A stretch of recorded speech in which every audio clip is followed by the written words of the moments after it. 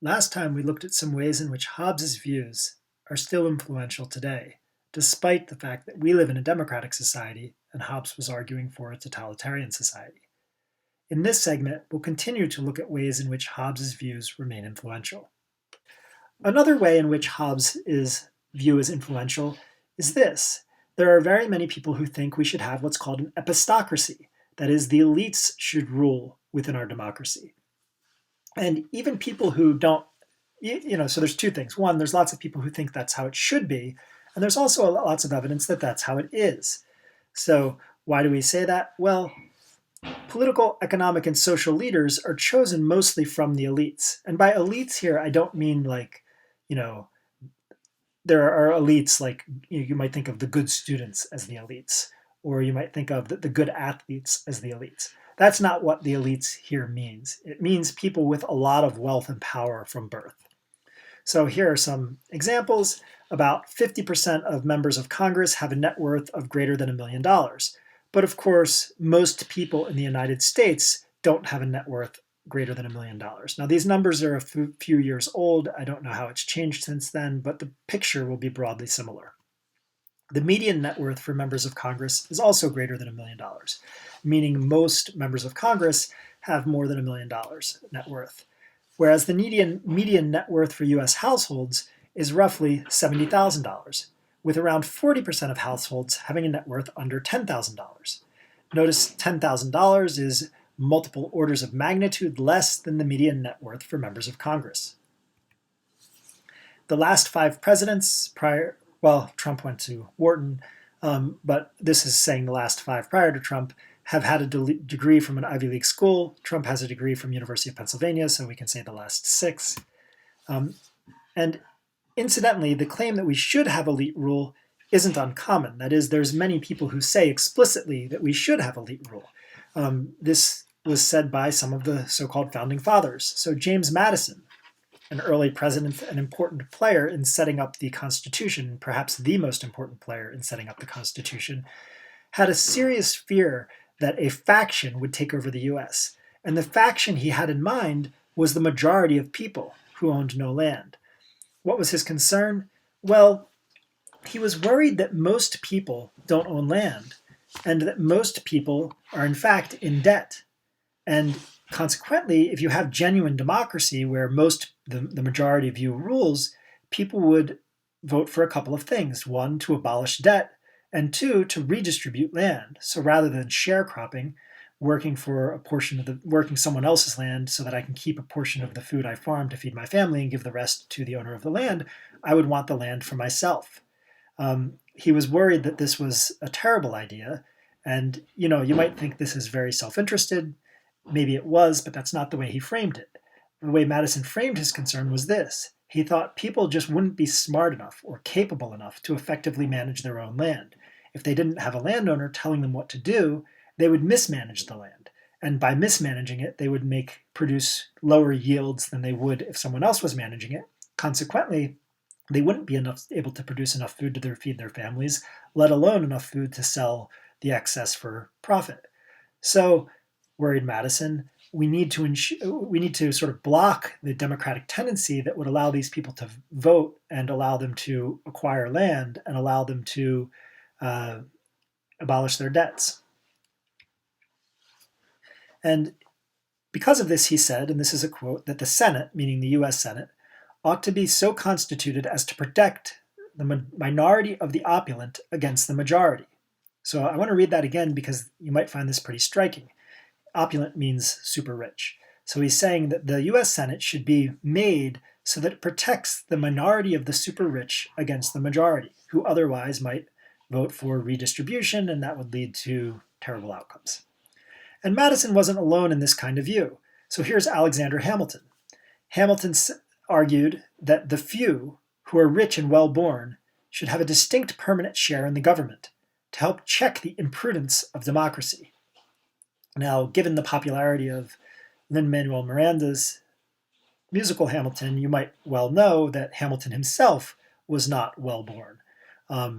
But he nonetheless argued, and as part of ingratiating himself to power, he argued that, in fact, we need permanent checks in the government to ensure that the rich and well-born keep power over the rest.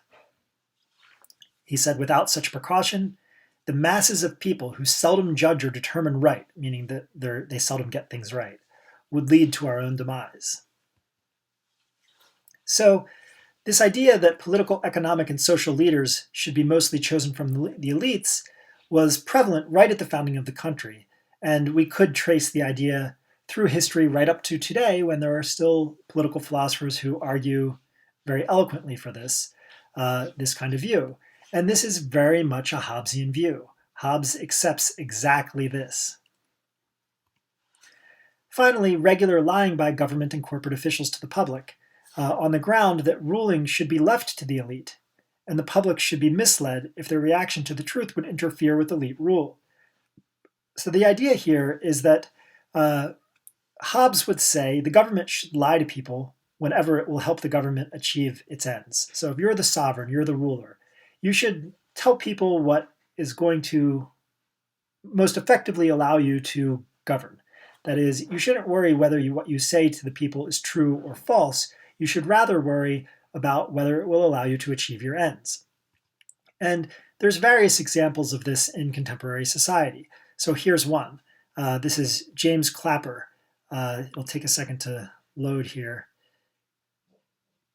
Oh, the video is unavailable. Well, I'll find another video and post it separately so you can watch it. But we can talk now about why this is relevant and what he says.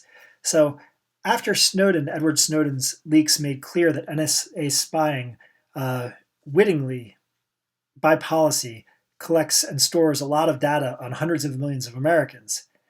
Let me back up and say why this is relevant. So in the video, which I'll link to, which you can watch, James Clapper, who at the time is the head of the NSA, says that the NSA absolutely, unequivocally does not wittingly collect and store data on hundreds of millions of Americans.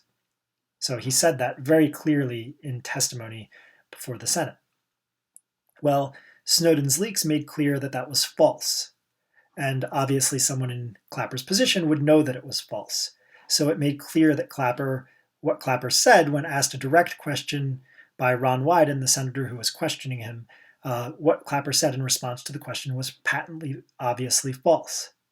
Well, after this was made clear by Snowden's leaks, Clapper wrote a letter to the Senate that said, quote, "I have thought long and hard to recreate what went through my mind at that time," by which he means at the time when he said the NSA does not wittingly collect a lot of data on hundreds of millions of Americans. So he says, "I have thought long and hard about what went through my head when I said they don't do that." And then he says, "My response was clearly erroneous, for which I apologize." So what is he doing here? He's saying, like, look, I don't know what I could have possibly been thinking when I said something that was so obviously false. Well, this is nonsense, right? He knows what he was thinking. What he was thinking is something that Hobbes would say was what he should have been thinking.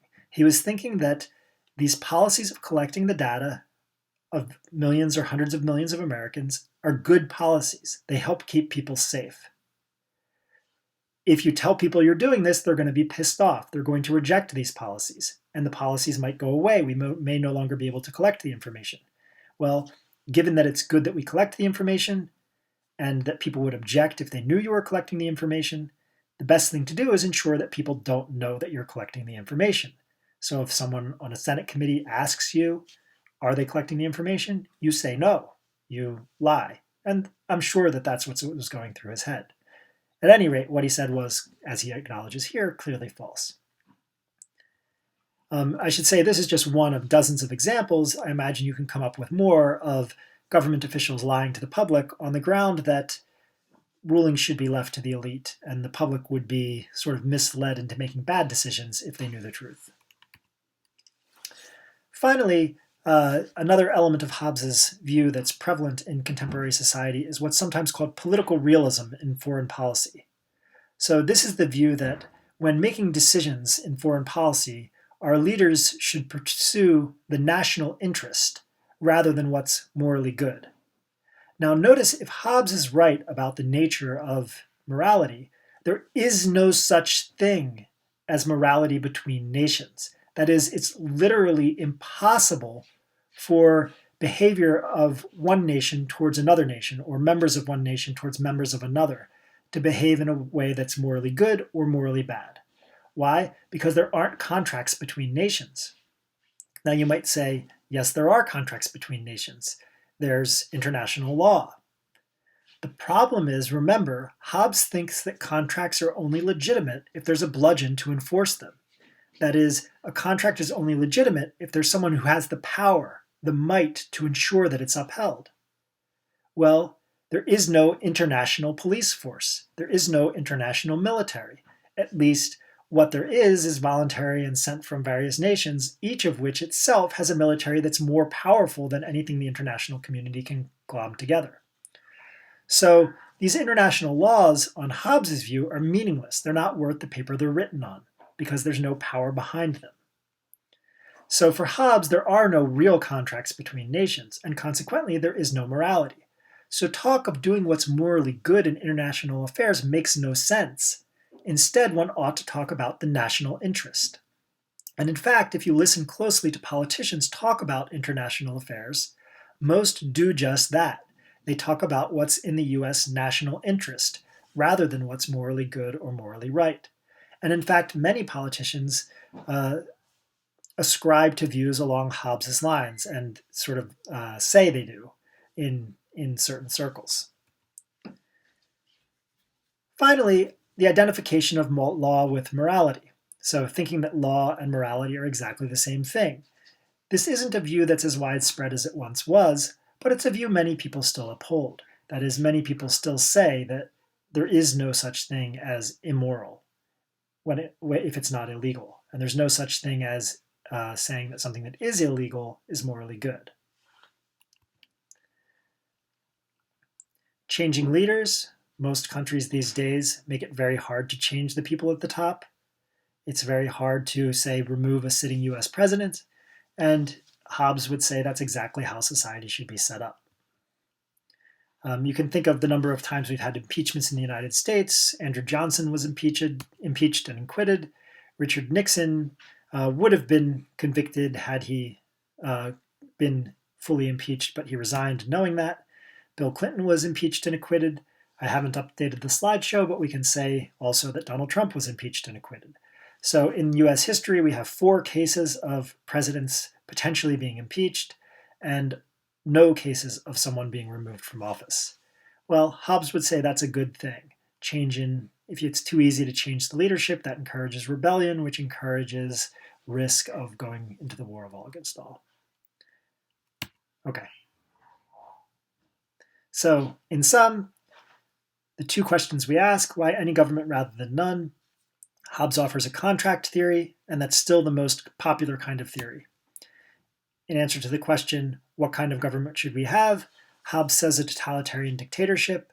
While that kind of answer isn't so influential anymore, that is, most people don't accept that answer, there are very many elements of Hobbes' political philosophy that remain influential, and we've gone through some of these.